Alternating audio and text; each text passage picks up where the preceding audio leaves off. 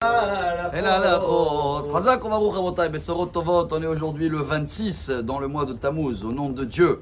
On a un grand message dans la paracha cette semaine, car juste après la guerre de Midian, il n'y a pas eu des morts, la guerre s'est bien passée, on arrive avec beaucoup de butins, on m'avait dit comme ça, on dit en français, oui.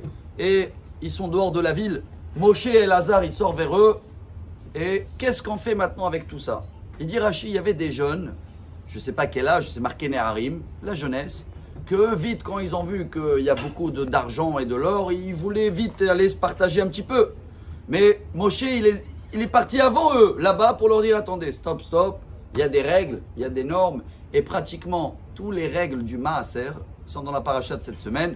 Moshe, il dit au nom de Dieu, attendez, il y a la part pour les Kohen, il y a la part pour les Lévis. Et de là, on apprend aussi cette phrase royale, qu'elle se trouve dans le prophète Malachi, 3e chapitre. Aviotem maaser el bet haotzar, amenez votre maaser dans la trésorerie du bon Dieu. Oberhanun inabazot, testez-moi dans ce domaine, il dit Dieu.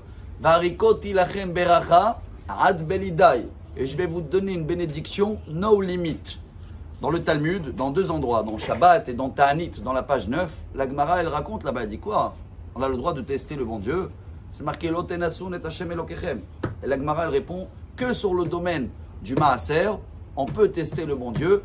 Et j'espère et je pense que chacun de nous, il sait très bien que c'est pas que dans l'argent, c'est également dans le temps, ce qu'on fait tous les jours. On prend la journée à 24 heures, on enlève les heures qu'on dort. Combien de temps on est réveillé? Il va falloir concentrer minimum 10% de notre journée dans le temps au bon Dieu.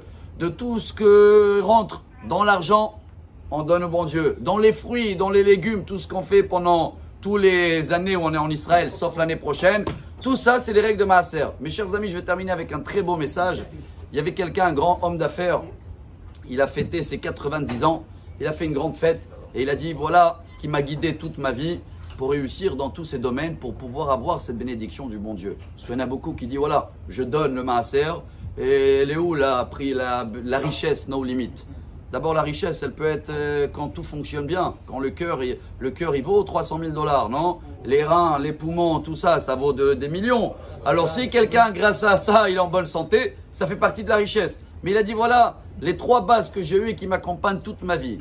1, avant de faire une affaire ou quoi que ce soit, je vais demander conseil à les sages, pas à des jeunes qui ont des fois la tête, comme on a vu dans la paracha, ils veulent courir pour l'argent. Et Moshe a dit, attends, Zikne Israël, il faut demander à quelqu'un qui est sage, un érudit.